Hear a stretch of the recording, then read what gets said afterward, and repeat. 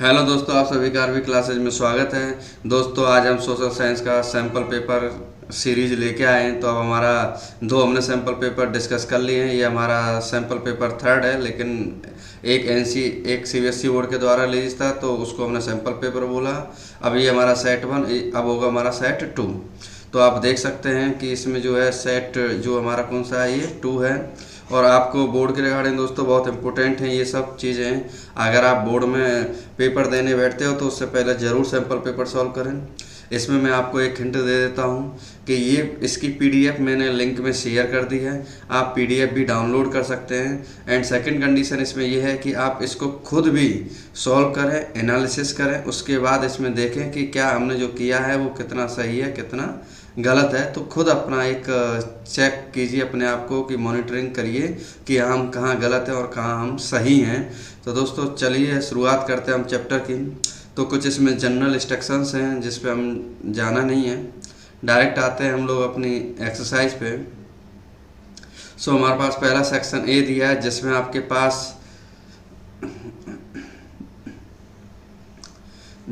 पास MCQ दिए हैं। एक एक नंबर के कितने दिए गए हैं, 20। तो हमारे पास टोटल 20 एमसीक्यू हैं। तो पहला क्वेश्चन देख सकते हैं आप लोग, which of the following information is correct regarding the figure given below.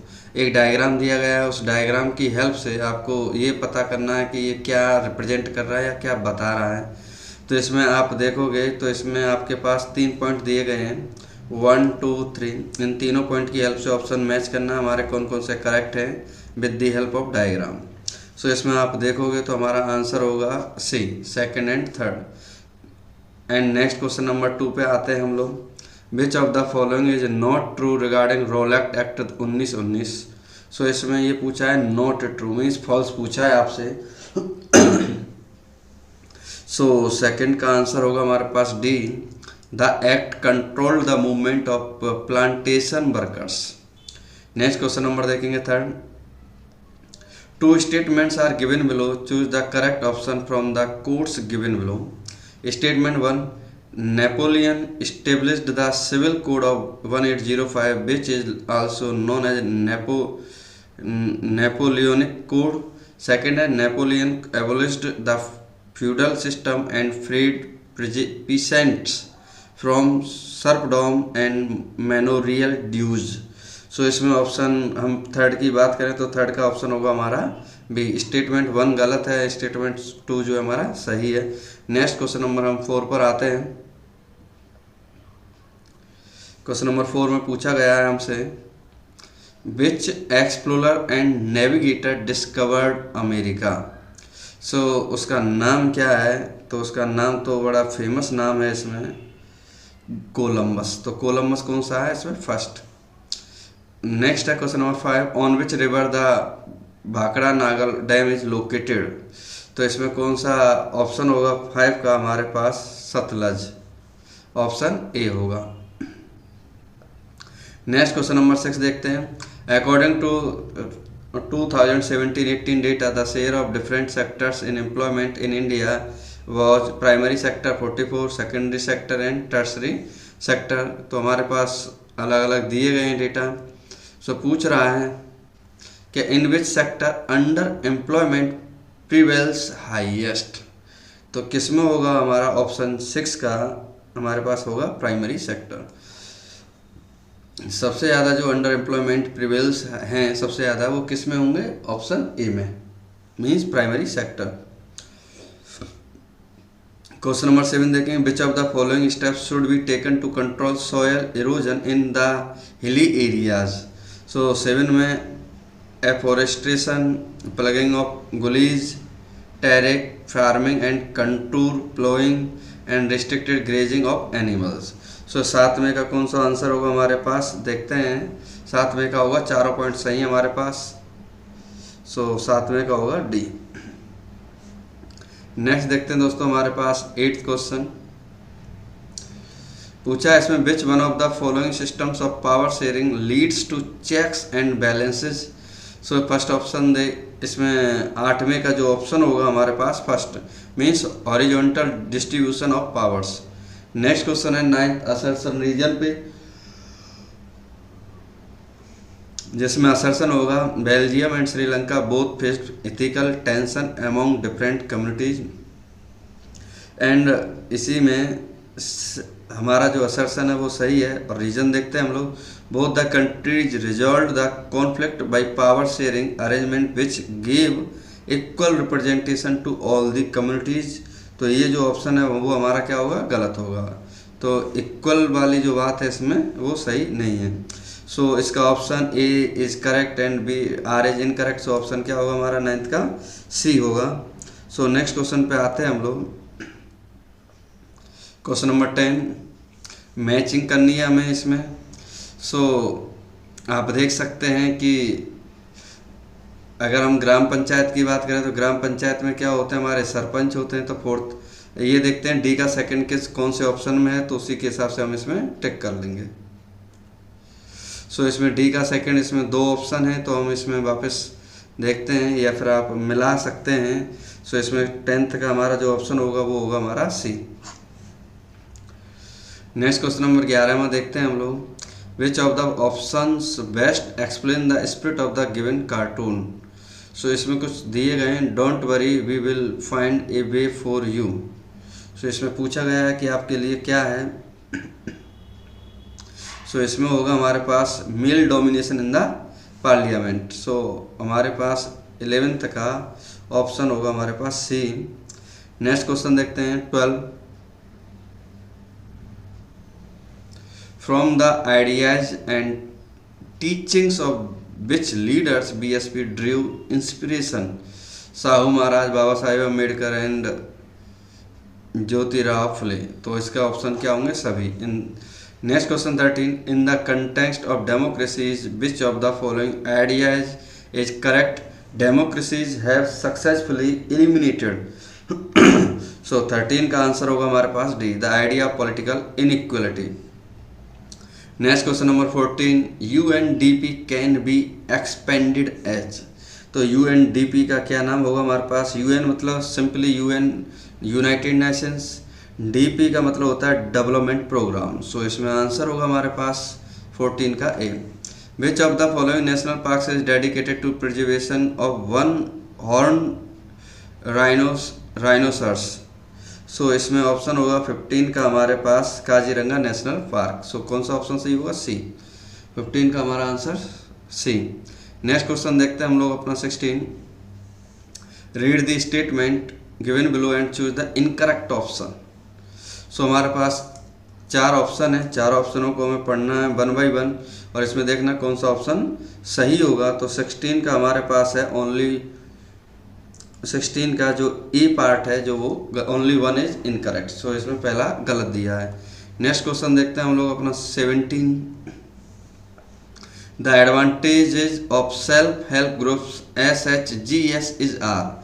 सो दोस्तों ये कल भी पूछा गया था।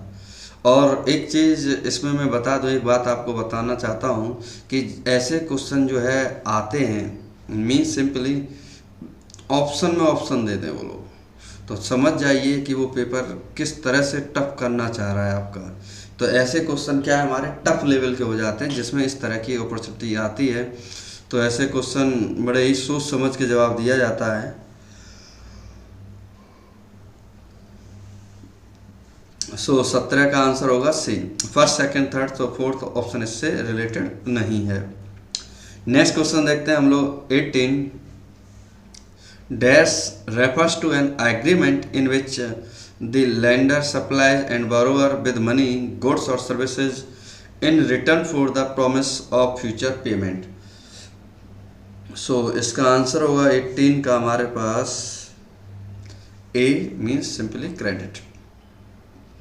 19 असर्शन रीजन। सो 19 में देखेंगे हम लोग, Kerala has low infant mortality rate and Kerala has adequate provision of basic health and education facilities. बिल्कुल सही बात है, दोनों ऑप्शन सही है हमारे असर्शन रीजन। सो ऑप्शन कौन सा सही होगा इसमें, A. Question number 20, globalisation has been facilitated by several factors which of the following is not correct. दोस्तों इसमें नॉट करेक्ट देखना है with regards to the same. So question number हमारे पास 20 का होगा, क्वेश्चन नंबर 20 का होगा हमारे पास, option is C, farmers protest for agriculture reforms. दोस्तों अब आता है हमारा section B, very short answer questions. So देखते हैं इसमें क्या क्या दिया गया है। Question number 21, India is presently one of the least energy efficient countries in the world. We have to adopt cautious approaches for the judicious use of our limited energy resources, analyze this statement। तो इस statement को लिखना होगा कि क्या होता है इसमें। तो इंडिया हैज़, दो तरह के आपको मालूम है एनर्जी सोर्सेस होते हैं, एक रिन्यूएबल होता है, एक नॉन रिन्यूएबल एनर्जी सोर्सेस होते हैं। तो उसी से रिलेटेड इसमें हमको बताना होगा कि क्या क्या है इसमें। क्वेश्चन नंबर 22 में देखेंगे ए और बी, इसमें से कोई एक करना है आपको। Who had introduced hand printing technology in Japan. तो जापान में टेक्नोलॉजी को कौन लाए। तो इसमें आंसर आ सकता है इसका, Buddhist missionaries from China introduce hand printing technology in Japan around AD 768 to 770। Next पूछा गया, हु वॉज मैनोक्यू। सो इसका आंसर होगा Menocchio was a miller of 16th century in Italy. So Italy का ये Miller था। Next इसमें आप option भी इसके जो आंसर की है जो उसमें लास्ट में भी मैं ऐड कर दूंगा, तो आप लास्ट में भी इसके डीपली आंसर चेक कर सकते हैं। तो नेक्स्ट है, व्हाट इज एन एलियंस और ए front, give to examples. Question number 23। सो हम बोल सकते हैं इसमें अलायंस सिंपल है कि जो पार्टियां होती हैं तो वो पार्टियां क्या करती हैं, अलायंस करती हैं। जैसे मान लो कांग्रेस है तो कांग्रेस अलायंस करे और दूसरी पार्टियों से। जैसे हमारे पास कांग्रेस है या बीजेपी है या फिर TMC तृणमूल कांग्रेस है या फिर जदयू है, ये जो जितनी भी पार्टीज हैं ये सब पार्टी हैं, अलायंस नहीं है। जब मिलके पार्टी मिलती हैं कि बहुत सारी पार्टियां मिल जाती हैं तो उसे बोलते हैं अलायंस। जैसे इस टाइम अगर आप ध्यान से देखें तो इस टाइम एक अलायंस बन रहा है हमारा भारत में जिसको हम बोलते हैं इंडिया। जो विपक्षी गठबंधन है तो वो इंडिया के नाम से है, और दूसरा होता है एक NDA। तो NDA का मतलब होता है national democratic alliance.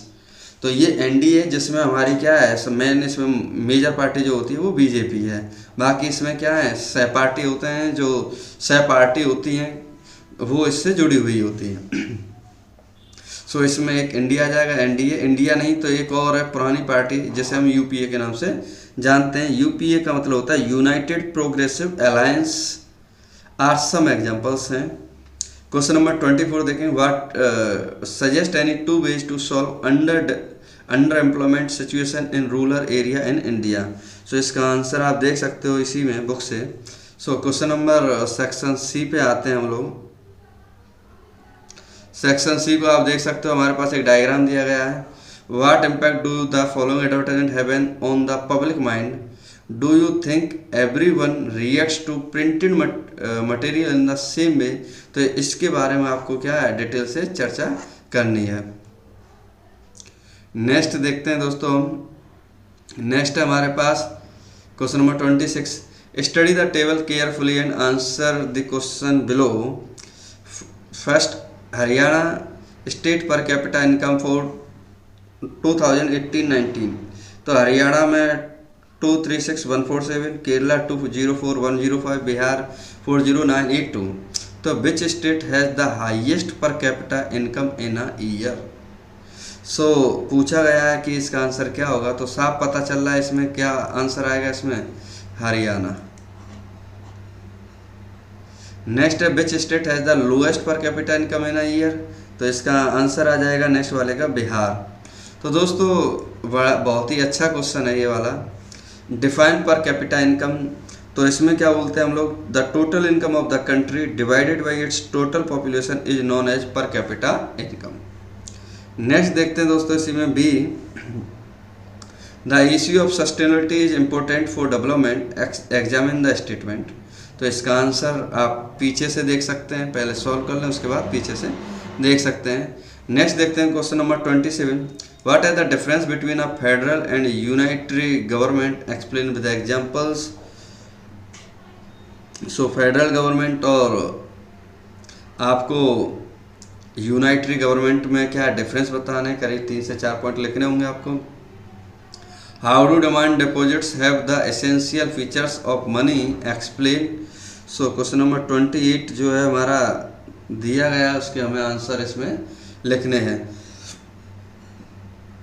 Question number 29 को देखेंगे आप लोग। The future of solar energy is bright in India, justify the statement. तो इंडिया जो है सोलर एनर्जी के मामले में कैसे ग्रो करे, उसके बारे में आपको स्टेटमेंट देने हैं। नेक्स्ट देखते हैं दोस्तों, आपका सेक्शन डी है। तो सेक्शन डी में आपको देखेंगे जो कि अपने आप में 5 मार्क्स का है, 4 क्वेश्चन है। सो देखते हैं पहला क्वेश्चन क्या है इसमें। Explain the political situation of Italy before it's unification. So question number 30 में ऑप्शन ए का पूछ रहा है कि explain the political situation of Italy before it's unification. तो पहले की कहानी आपको इटली के बारे में बतानी होगी। Explain the term conservatism, explain with special reference to Europe. So इसके बारे में हमको और बताना है डिटेल से, यूरोप से रिलेटेड क्वेश्चन है। Question number 31, some people conclude that politics and social division should not be allowed to mix, support this idea with 2 arguments. तो कुछ इसके बारे में डिटेल से समझाना है। सेकेंड है caste can take various forms in politics, describe any 5 forms. So इसके बारे में 5 हमको अलग से क्या है इसमें पॉइंट देने पड़ेंगे। नेक्स्ट क्वेश्चन देखते हैं दोस्तों, question number 32, distinguish between bangar and khadar. तो बांगर और खादर के बीच में आपको अंतर बताना है, बांगर और खादर दोनों क्या होते हैं। नेक्स्ट क्वेश्चन नंबर 32 का भी है, indiscriminate use of resources had led to numerous problems, justify this statement. So इसका आंसर हम देखेंगे कि क्या होता है इसका। क्वेश्चन नंबर 33 देखेंगे हम लोग। 33 का ए दिया है इसमें, advancement of international trade of a country is an index to its economic prosperity, support the statement with suitable examples। and B है assess globalization in terms of foreign trade and integration of markets। सो हमारे पास section ही है case based study, जो हमारे कितने हैं 4 marks के हैं। 3 case based study मिलेंगी आपको इसमें। सो पहली केस स्टडी है Swaraj in the plantation, workers too had their own understanding of Mahatma Gandhi and notion of Swaraj. तो इसको आप महात्मा गांधी से रिलेटेड है ये अनसीन पैसेज, तो इसमें आपको देखना होगा। सो आप देखते हैं इसमें कुछ 2 क्वेश्चन दिए गए हैं, दोनों क्वेश्चनों के आपको आंसर देने हैं। क्वेश्चन नंबर 34 में दोनों के क्या आपको आंसर बताने होंगे। नेक्स्ट क्वेश्चन पे आते हैं हम लोग। नेक्स्ट है 35, read the source given below and answer the following question. So इसमें एक मैन्युफैक्चरिंग इंडस्ट्री से रिलेटेड है, एग्रीकल्चर कंबाइन है इसमें, तो इसके कुछ आप इसको रीड कर सकते हैं और आंसर दे सकते हैं इसमें 35 में। नेक्स्ट क्वेश्चन है आपके पास 36, तो इसमें डेमोक्रेसी के बारे में बताई गई है, पॉलिटिकल पार्टीज हैं डेमोक्रेसी के बारे में। तो इसके कुछ क्वेश्चंस हैं जो आपको इसमें 1 बाय 1 इसको बताना है दोस्तों। फिर सेक्शन ऐप आप जानते ही हैं, सेक्शन ऐप में क्या दिया जाता है, आपके मैप स्किल्ड बेस्ड क्वेश्चन होते हैं, तो इसमें दिया जाता है। तो क्वेश्चन नंबर 37 का ए पार्ट है, तो ए पार्ट में पूछा गया है कि 2 places A and B have been marked on the given outline map of India. Identify them and write their correct names on the lines drawn near them. First one is the place where Gandhiji broke the salt law and launched the civil disobedience movement. So 37 का A का जो first part है उसमें आपको बताना होगा कि कहाँ की बात है। तो उसको हम बोल सकते हैं कि जो सॉल्ट लॉ है वो दांडी यात्रा के दौरान हुआ था, और जहाँ ये हुआ था कहाँ लॉन्च हुआ था, खेड़ा गुजरात। सो हम देखते हैं बी में, तो बी में भी यही है, any 3 of the following suitable. Naharkatiya oil field कहाँ पे हमारी, तो ये है ऑयल फील्ड असम में है। गांधीनगर सॉफ्टवेयर टेक्नोलॉजी पार्क ये हमको रिप्रेजेंट करना है। मीन्स ये सभी हमको किस में उसमें शो करने होंगे डायग्राम में। तो डायग्राम दिया है इसमें, तो इस डायग्राम में आपको रिप्रेजेंट करने हैं। सो डायग्राम में जो ए पॉइंट है यही है जहाँ हमारा नमक आंदोलन हुआ था। तो ये है हमारे पास डांडी। अगर हम बी की बात करें तो बी है हमारे पास खेड़ा। और अगर हम बात करें हमारे पास कोची है तो कोची यहाँ कहीं होगा हमारे पास। अगर हम और कहीं बात करें नारकटिया ऑयल फील्ड जो हमारे पास है तो यहाँ कहीं होगा। तो आपको मैप के देखना होगा, मैप में कैसे कैसे क्वेश्चन पे हमें एक बार मैप रीडिंग करनी होती है, तो मैप रीडिंग आपको देखनी है। सो नेक्स्ट इसमें आपके आंसर्स दिए गए हैं, तो आपके आंसर्स को आप एक बार देख सकते हैं, पॉज करके आप इसे पढ़ सकते हैं।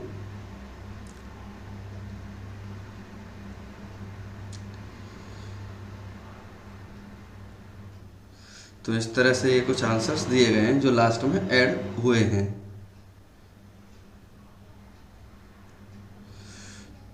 सभी के आंसर बखूबी अच्छे से एक्सप्लेन किए गए हैं, हर पॉइंट को आप देख सकते हैं इसमें सभी आंसर्स को।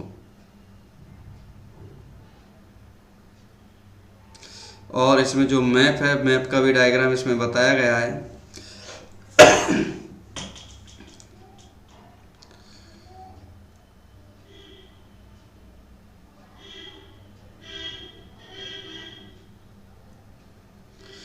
इसकी पीडीएफ मैंने डिस्क्रिप्शन लिंक में शेयर कर दिया, आप वहाँ से भी इसको डाउनलोड कर सकते हैं।